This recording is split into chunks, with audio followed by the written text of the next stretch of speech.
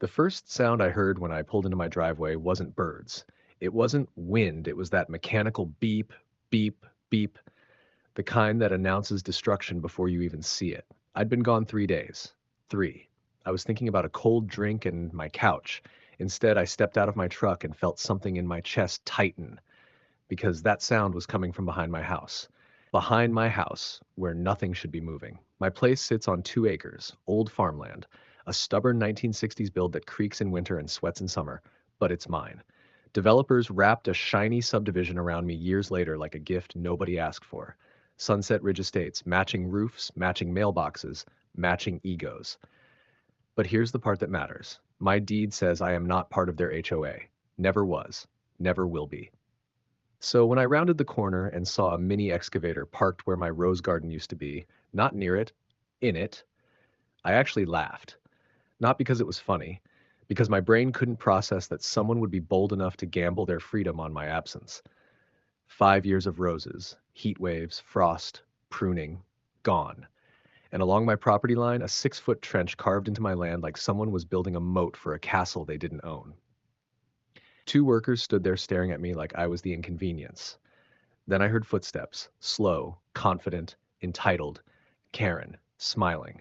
"Oh, good," she said, like I'd just arrived to sign paperwork. "You're back." And that's when I realized this wasn't a mistake. This was a takeover. Karen didn't even look at the wreckage. She looked at me, that tight little HOA president smile, the one that says I already decided how this ends. "The board approved the pool expansion," she said casually, adjusting her sunglasses. "You should have read the email." I blinked. "I'm not in your HOA." She gave a soft, almost pitying laugh. "Everyone on this block falls under association standards." There it was. Not confusion. Not a mistake. Control. The younger worker quietly showed me the site map. A thick black line had been redrawn, slicing 15 feet off my backyard like it was spare fabric. My roses weren't collateral damage. They were in the way. "You moved the boundary," I said. Karen's voice hardened. "Property lines get reevaluated all the time." "No, they don't." I pulled out my phone and started recording. "For documentation," I said clearly, "I do not authorize excavation on my land." Her expression shifted. The sweetness cracked. "You can't record me." "I can. This is my property." That's when I called the county inspector. And the police. Karen tried to whisper instructions to the crew, but suddenly no one wanted to touch the machine. Funny how courage evaporates when paperwork enters the room.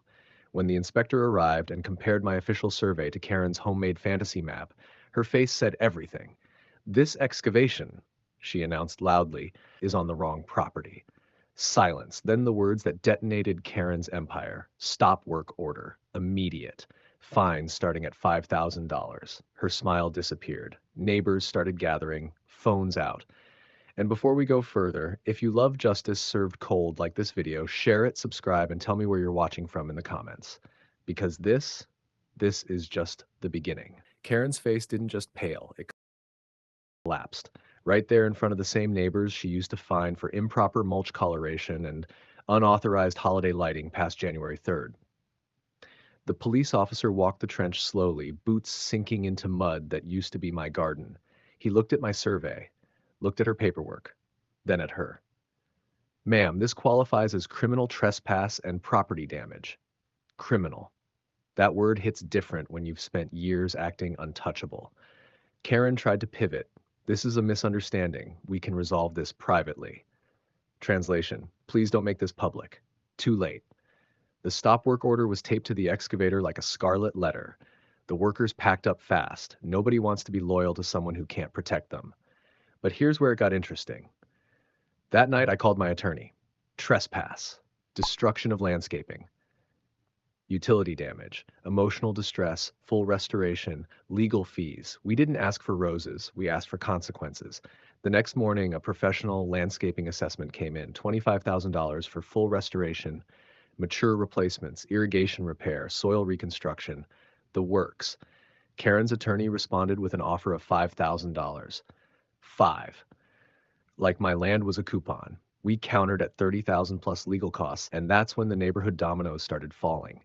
Because once people saw Karen bleed lead legally, they started talking. A fence dispute, a shed relocation threat, boundary adjustments that always benefited HOA projects. My roses weren't the first target, they were just the first one that fought back. 3 weeks later, I saw moving boxes in Karen's driveway. No wave, no speech, just quiet panic.